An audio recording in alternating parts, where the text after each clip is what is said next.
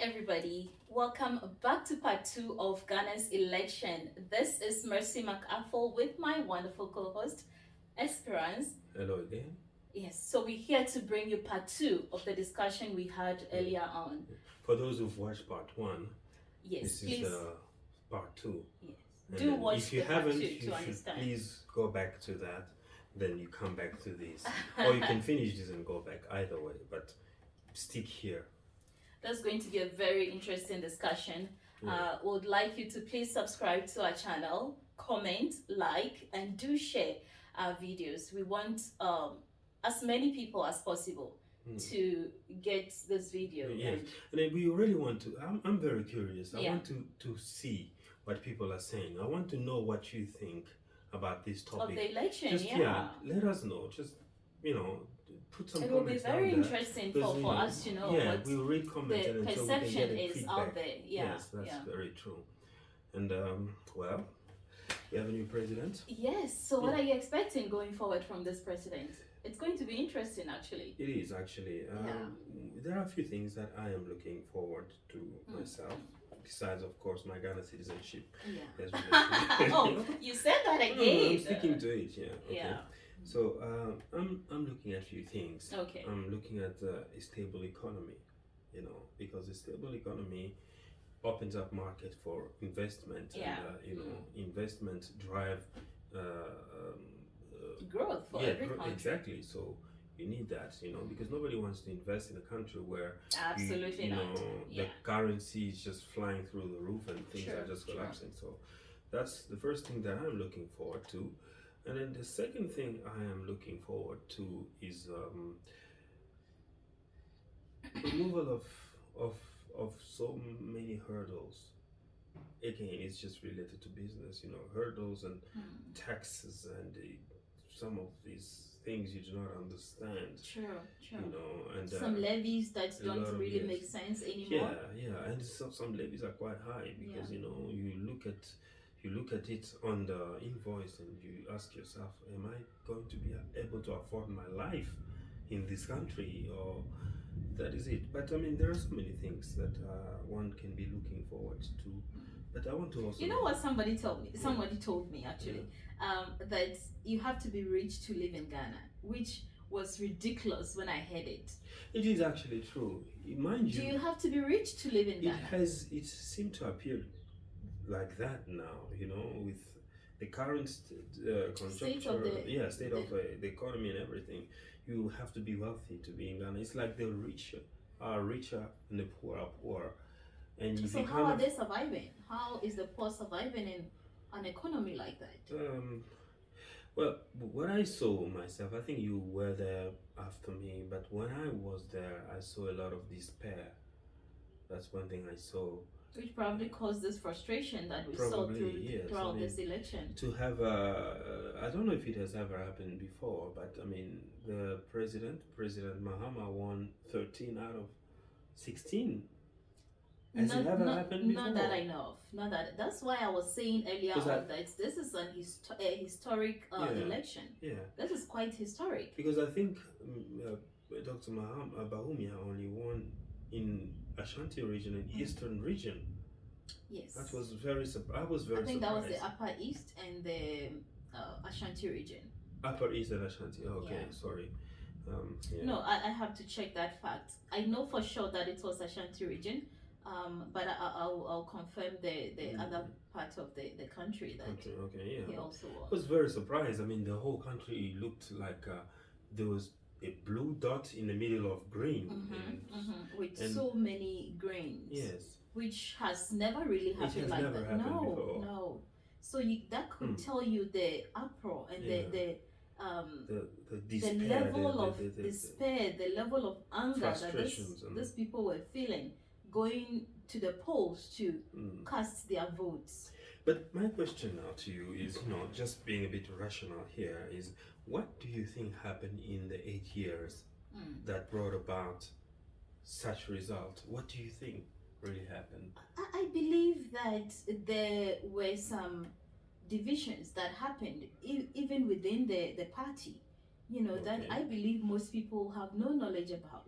Division You within know, the within the party ruling itself, party, within the ruling party the itself, NPP. the NPP party Okay. itself, they haven't been very fair to some of their members, and also with regards to nepotism, as I mentioned in our earlier Yes, you did video, say, yeah.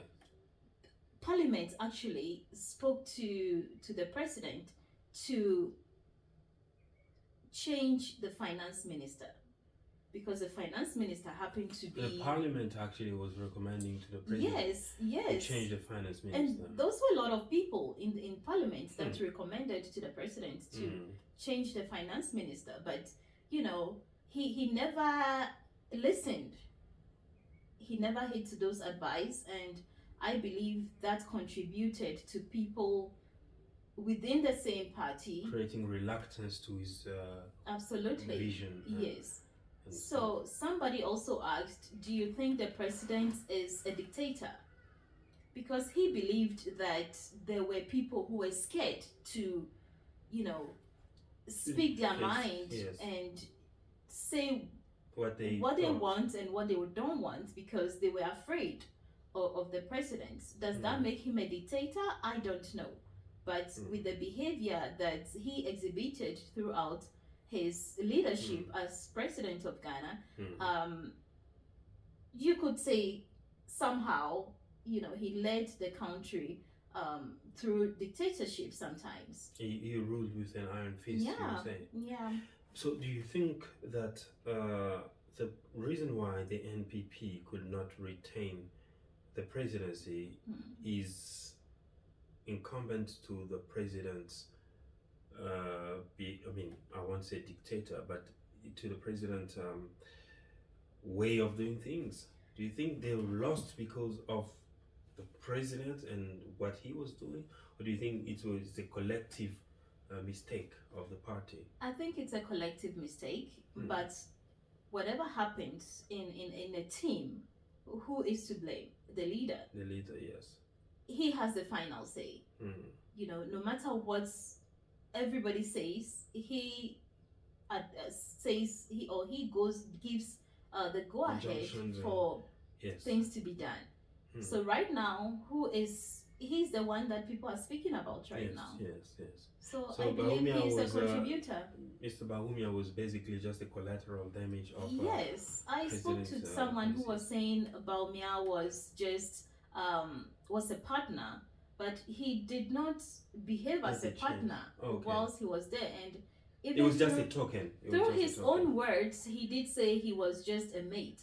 You know what he referred to? The trotros in Ghana. There's a driver and there's the mate. Outside, So what people did say is that if you have been trained by a driver, aren't you going to project the same things that the driver taught you onto the people? That is it, because you are also in the same you're in the same boat. Yes, I think that is it. So now they placate the president's failures on him as well, because he was part of the team, and you cannot absolve yourself and say I'm a different breed, because we've seen you working with this man for 8 years, I believe, right?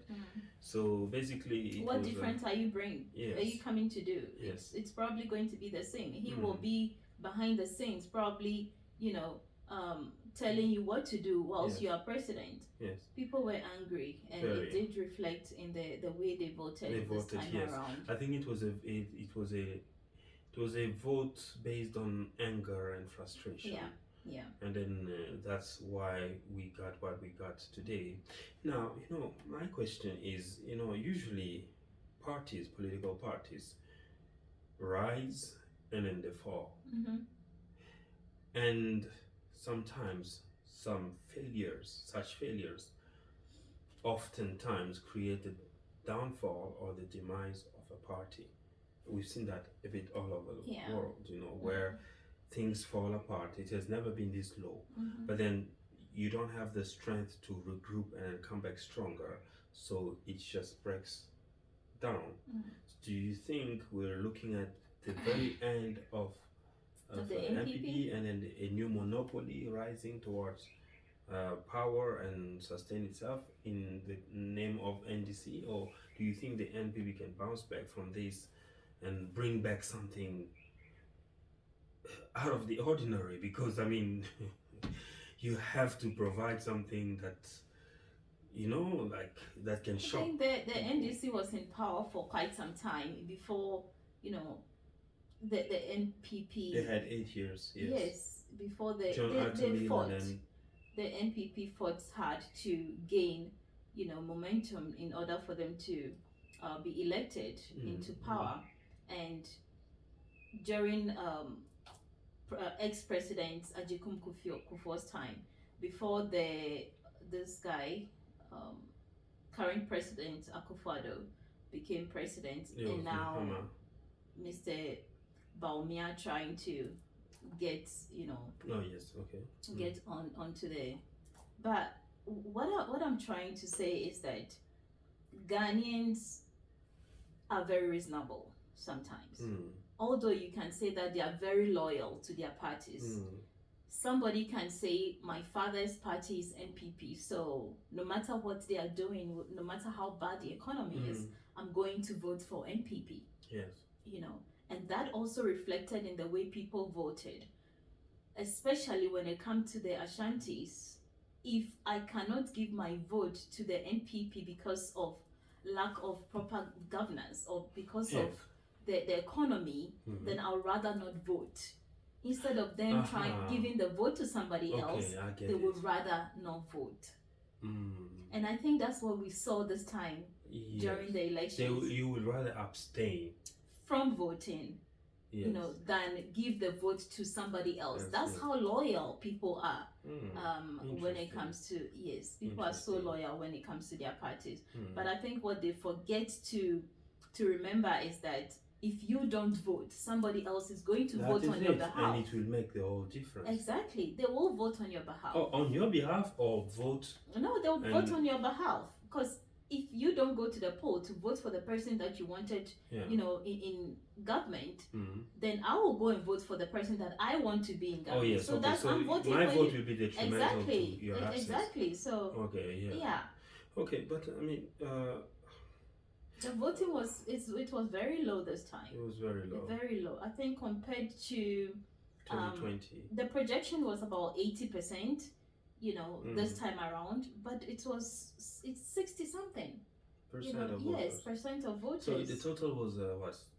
Some couple of millions, right? Yes, a couple of millions. So I mean, hopefully, as we go into more elections to come, things will improve.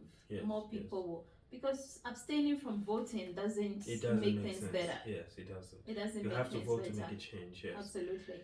But then now I want to ask a question, because there was a third name on the poll that created a lot of attentions, towards itself. The name is. Is it Nana Kwame Bediako? Yes, Nana Kwame Bediako Cheddar. Yes. Now, he came from nowhere. I think he ranked third, right? When you said he came from nowhere, no, I mean, that sorry, sounds very apologies. funny. I mean, you know what I'm saying. Very funny, but you really know how. What I meant is, like, he was not expected. And so he finished so close to the elections time. Yes, and he finished third. Yes, and that's amazing. That's 80,000 Ghanaian agreed with him. So about 84,000 or so people voted for him. So I think that is something. 0.75%. Yes. It starts like that. It starts like that. So what do you think? There were a lot of people that were there before he came, and he was able to surpass what those people got. But the question is, the people that were there before him also did what he did now, and then they relegated back. They never really made it to the big.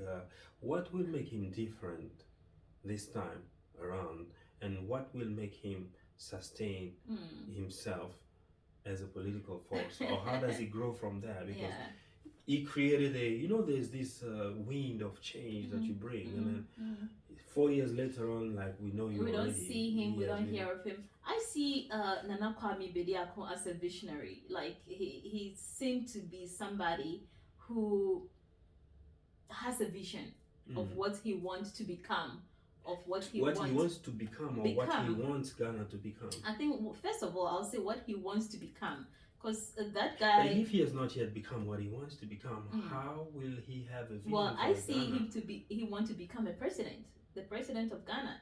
Okay. So I think he will work towards that. I believe that he will work towards that. I believe he'll work towards that. So he will not just be a one-hit wonder, or I'm hoping not. I'm hoping he wouldn't.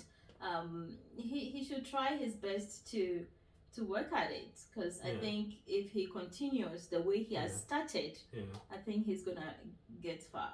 But I think when I'm seeing him now with 0.70 something percent, if I were him, yes, of course, people know your vision now, but you have to grow as well. You have to create momentum, and the best way to create momentum in this sense is to create alliances with other political forces. That makes so much sense. Yes, I have a lot of ideas here. Yeah, let's hear it. What do you have in mind? I can't. I mean, that is people will steal it and will do something. But what are you going to do with it? I will just let it die and no, we are Africans. But what I want him to do is I really want him to reinvent himself and then work toward the next election, and probably maybe. How would you want him to do that?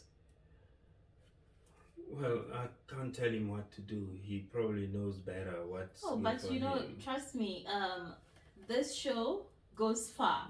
People are listening, people are watching. So I'm sure Nana Kwame Bediako is listening. Yeah. And I'm sure whatever advice we are. I know he watches this channel. I know. Yeah. I know. Whatever we say here, he will take it. Yes, he will listen. Channel, he will listen. So I mean, we just advising. You can choose to take it or not, but for the good of Ghana, for the benefit of Ghana, I'll hope that you will try to listen to whatever advice we have to give you. Yeah, we do. But my co-host has something to say, and I'd like you to take it, because I don't really he has communicated that with me, and I'm going to force his hand to say it right now. No, I will not say anything. You know why? Because there are strategies that you discuss behind closed doors. You don't put it out there in the public, because once it gets into the public, it loses strength, or people know, okay, this is what they wanted to do.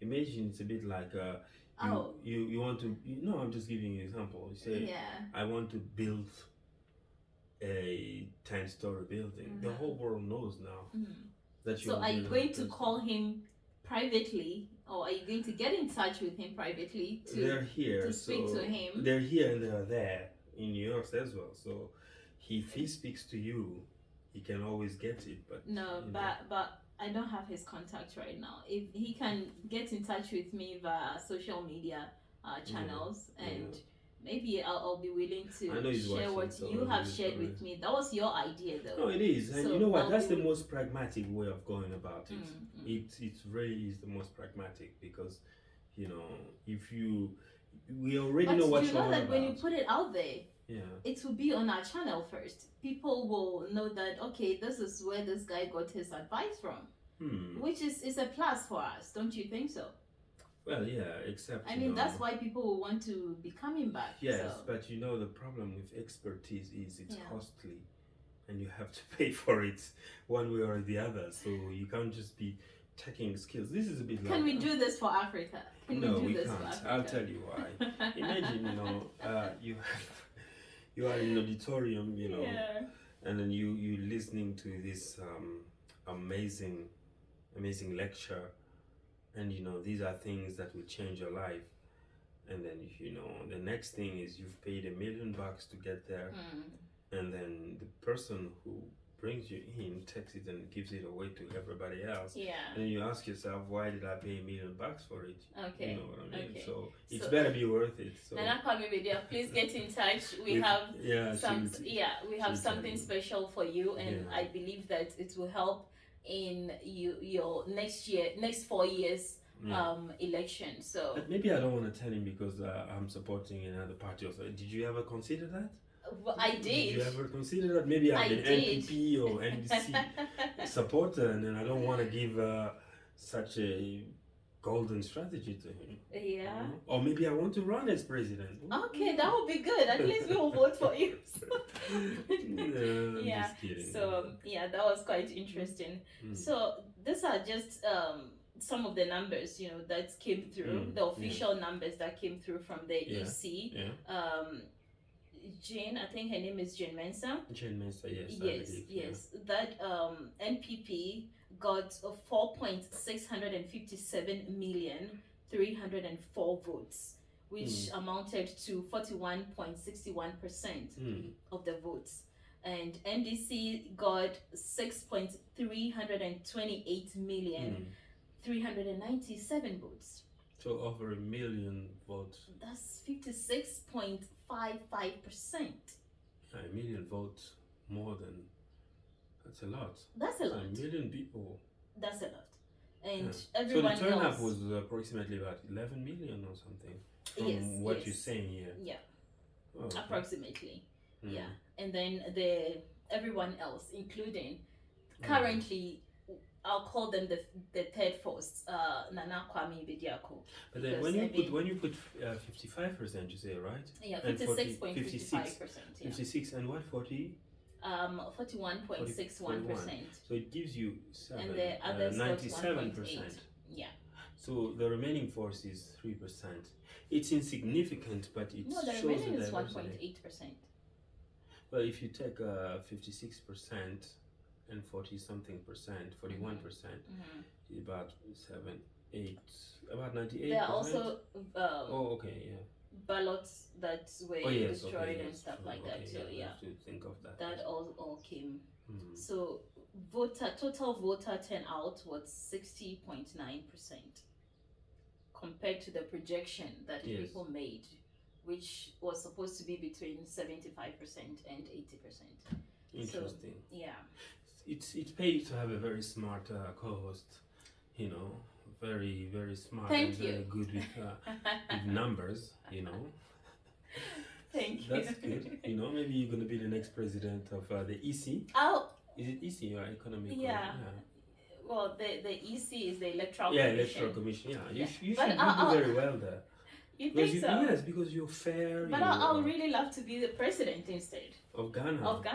That was it's been a joke, but growing up, I've always said that I was gonna be president of Ghana one day, the first female president of Ghana one day. Good, you better start running.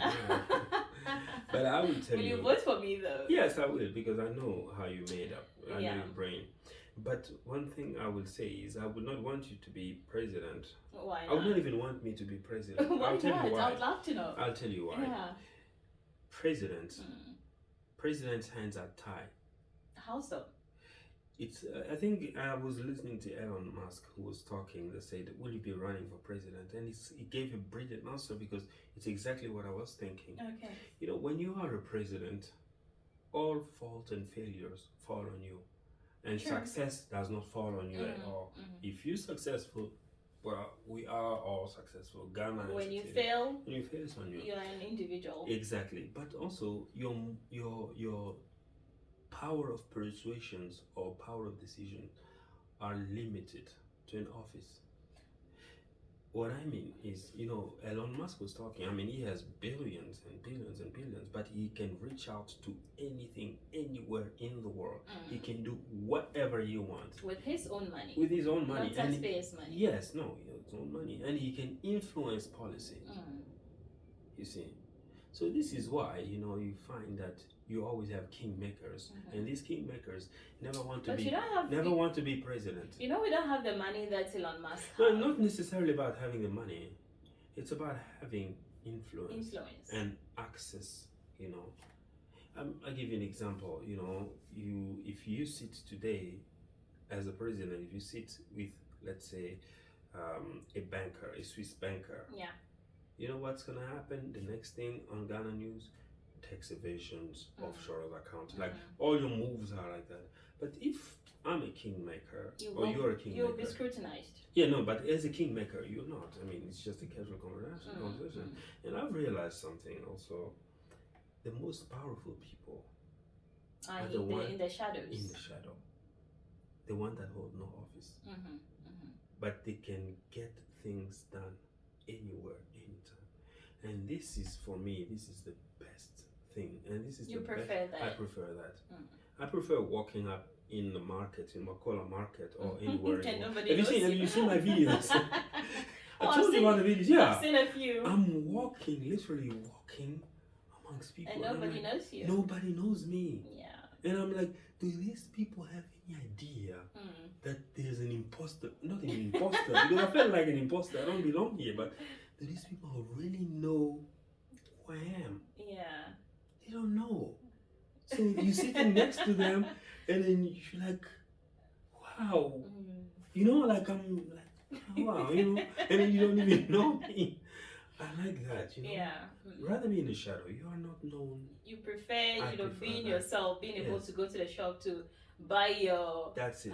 your banku and Yes. Wele in Ghana. I take my plane. I Yeah. sit in the economy seat. I sit at the back, and I like that because I'm looking at the whole plane. I'm like, wow, see, so this is how people live.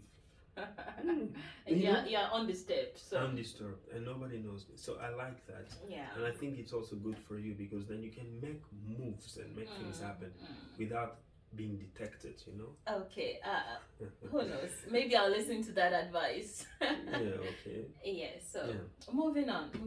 Let's get back to the election.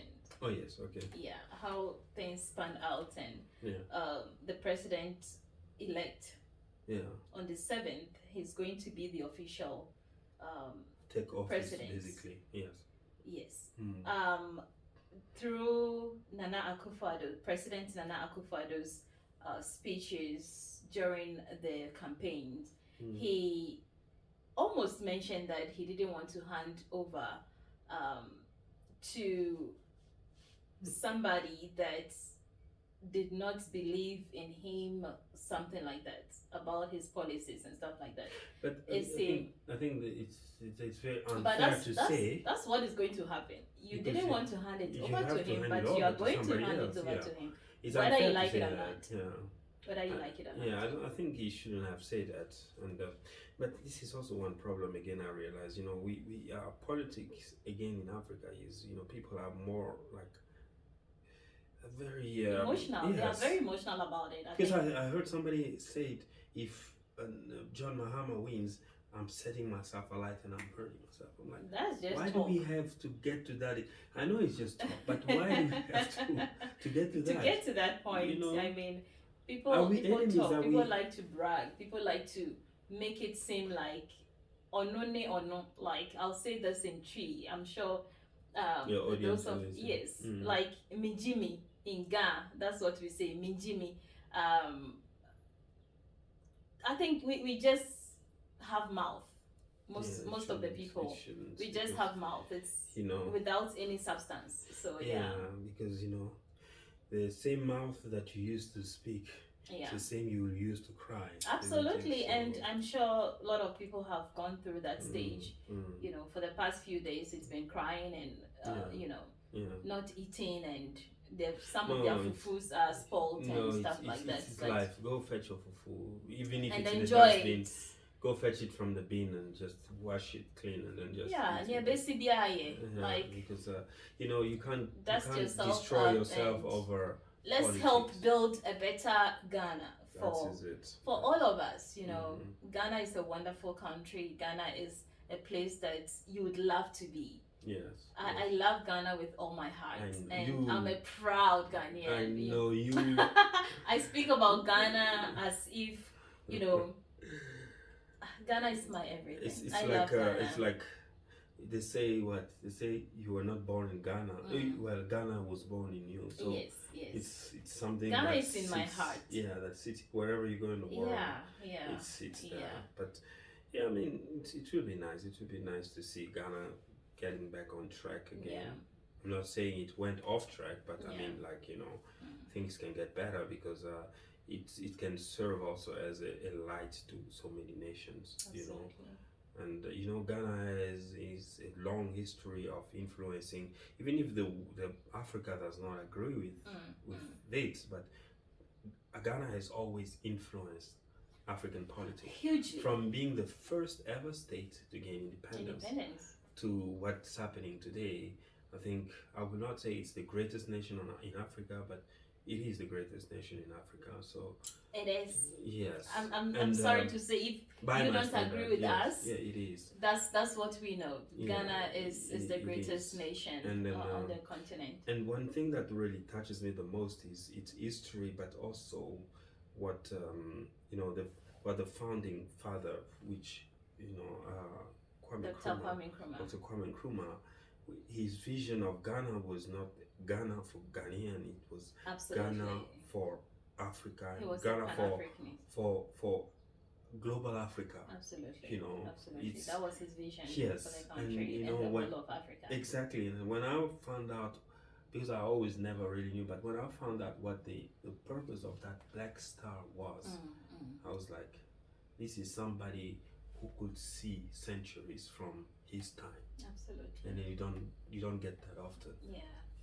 He was misunderstood. He was a gem. He was a bit misunderstood by his contemporaries, but I think his dream still lives on, and Ghana will make him proud. Absolutely. Yeah. Absolutely. It's been such an amazing chat. I enjoyed this talk so much. I hope you guys enjoyed it too. Yeah. And please do us a favor. Just share this video. Please comment. Subscribe. The more you subscribe, the more we get the energy to bring you more amazing videos. Yeah. Absolutely. Yeah, I like that as well. So absolutely. But I really want to know what they think. So please comment. I want to know. I want to know. We're not saying it because we want traffic, but we really want to. Oh, well, traffic is good, but we want to know. If you're Ghanaian or you're an African, or you have any interest into Ghana as a country and its politics, please let us know what you think. Tell us what you're looking forward to from this upcoming government, and you never know. They might be in the comment section seeing what our amazing viewers are talking about, and your view might help change and influence something. Yes, so yeah, please. And then Mr. Mahama, just before you go, my passport. So anyway, my citizenship. Yeah. We spoke about that. Yeah, we did. I hope this government does not give passports to everybody. I need you to please give the passport to my co-host. You know what? I deserve it. We don't want to say why, but you do know I need. He does deserve it. He does deserve it. Yeah. And I've seen a lot of citizenship being given to quite a few people. So I think with a person of your stature and on your caliber, I think you deserve. Thank you. You've done a lot. As much as I don't know how much caliber I have. Thank you. Yeah. You do have. He's so humble, guys. He's very humble, but yeah. Okay, I'll take that. Well, thank you guys. It's been amazing. Amazing. Take care. See you again next time. Bye.